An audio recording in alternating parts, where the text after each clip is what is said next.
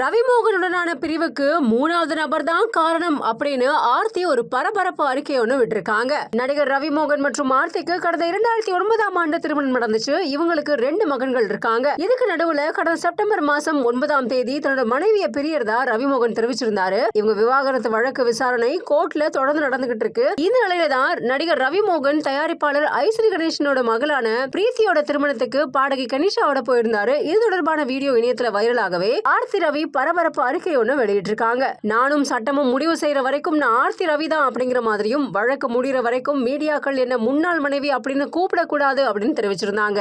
இதுக்கு நடுவுல கனிஷாவை என்னுடைய வாழ்க்கையில ஒளியேத்த வந்தவங்க அப்படின்னு ரவிமோகன் பேசினது பரபரப்பான விஷயமா பேசப்பட்டு வந்தது. இந்த சிச்சுவேஷன்ல திரும்பவும் ஆர்த்தி பரபரப்பு அறிக்கை ஒண்ணு இன்ஸ்டாகிராம்ல வெளியிட்டிருக்காங்க. கண்ணியமா இருக்கணும் அப்படின்னு நினைக்கிறவங்களை விட நாடகம் போடுறவங்களுக்கு மட்டும்தான் இங்க அதிகமான இடம் இருக்கு. இந்த காலத்துல என்ன சுற்றி நடக்கிற எல்லா சமீபத்திய சூழ்ச்சிகளும் வேற வழியே இல்லாம என்ன திரும்பவும் பேசுற மாதிரி செஞ்சிருக்கு அப்படிங்கிற மாதிரியும், ஒரு முறை கடைசியா எல்லாருக்கும் உண்மையை சொல்ல வேண்டியது அவசியம் அப்படின்னு நினைக்கிறேன் அப்படின்ற மாதிரி ஒரு ஸ்டேட்மெண்ட் ஒன்று கொடுத்திருக்காங்க. என்னோட திருமண வாழ்வு இந்த நிலைக்கு வந்ததுக்கு பணமோ அதிகாரமோ பிறர் தலையீடோ இது எதுவுமே காரணம் இல்ல அப்படிங்கிற மாதிரியும், எங்கள் வாழ்க்கையில ஒரு மூன்றாவது நபர் தான் காரணம். எங்களை பிரிச்சது எங்களுக்குள்ள இருந்த ஏதோ ஒண்ணு இல்ல, வெளியில இருந்து வந்த ஒருத்தர் தான் அப்படிங்கிற மாதிரியும், உங்கள் வாழ்வின் ஒளி அப்படின்னு அறியப்படுற அவங்க, அதாவது கெனிஷாவே இங்க மீன் பண்றாங்க, எங்க வாழ்க்கையில இருளை கொண்டு வந்திருக்காங்க அப்படிங்கிறது உண்மை அப்படிங்கிற மாதிரி சொல்லியிருக்காங்க. இந்த நபர் சட்டப்படி விவாகரத்து ஆகாமலேயே எங்க வாழ்க்கைகளை குறுக்க வந்துட்டாங்க அப்படிங்கிற மாதிரியும், இது ஒரு வெற்று குற்றச்சாட்டு அப்படிங்கிற மாதிரியும், எனக்கு கட்டுப்படுத்திய மனைவி அப்படிங்கிற பட்டம் கொடுக்கப்பட்டிருக்கிறது.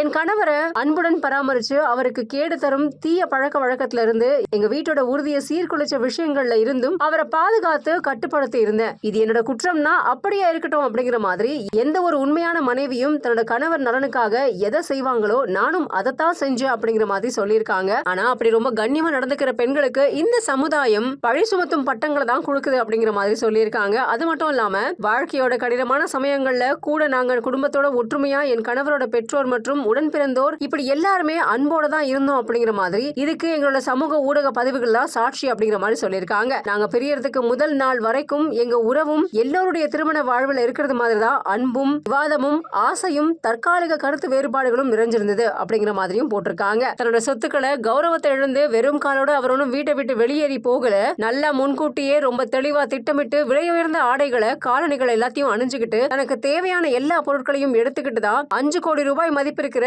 ரேஞ்ச் ரோவர் கார்ல தான் வீட்டை விட்டு போயிருக்காரு அப்படிங்கிற மாதிரி சொல்லியிருக்காங்க. அவரை யாருமே துரத்தல, அவர் அமைதியாவும் மிகுந்த நிதானத்தோடும் திட்டமிட்டு தான் வீட்டை விட்டு வெளியேறினாரு அப்படிங்கிற மாதிரி ரொம்ப ஷாக்கிங்கா சொல்லியிருக்காங்க. உண்மையிலேயே அவர் என் பிடியில இருந்து தப்பிச்சு போக தான் நினைச்சிருக்காரு தவிர, நேரா அவர் அடிக்கடி சொல்ற மாதிரி தொலைந்த பெற்றோர்கள் அப்படின்னு சொல்லப்படுற மாதிரி தன்னோட வீட்டுக்கு தானே போயிருக்கணும், ஏன் இந்த மாதிரி பண்ணாரு அப்படிங்கிற மாதிரி ஒரு क्वेश्चन கேட்டிருக்காங்க. எங்க வாழ்க்கையில அதிக சேதத்தை உண்டாக்கிய அந்த வீட்டோட கதவை ஏன் தட்டினாரு அப்படிங்கிற மாதிரியும், திட்டமிட்டு நடந்த இந்த சதியை தற்காப்பு நடவடிக்கையாக யாரும் குழப்பிக்க வேண்டாம் அப்படிங்கிற மாதிரியும் போட்டிருக்காங்க. 15 வருஷங்களா அவருடைய வாழ்க்கை முன்னேற்றத்துக்காக என்னோட சொந்த கனவுகள், லண்டன்ல பெற்ற முதுகலை பட்டம், லட்சியம் அப்படின்னு எல்லாத்தையுமே திறந்திருக்கேன் அப்படிங்கிற மாதிரியும், வாழ்க்கை முழுக்க என் கூட இருக்கிறதா உறுதி அளிச்சிருந்தாரு. ஆனா அந்த வாக்குறுதி மீறப்பட்டது அப்படிங்கிற மாதிரி சொல்லியிருக்காங்க. அவருக்காக வாழாம எனக்காகவும் என் லட்சியங்களுக்காகவும் நான் வாழ்ந்திருந்தா என் சொந்த அடையாளத்துல இதை விட 2 மடங்கு வசதியான உயர்வான ஒரு வாழ்க்கையை நான் வாழ்ந்திருப்பேன் அப்படின்னு சொல்லியிருக்காங்க. ஆனா காதலோட பேர்ல, நம்பிக்கையின் பேர்ல வாழ்ந்துட்டேன் அப்படிங்கிற மாதிரியும், நாங்க இதுவரைக்கும் எடுத்த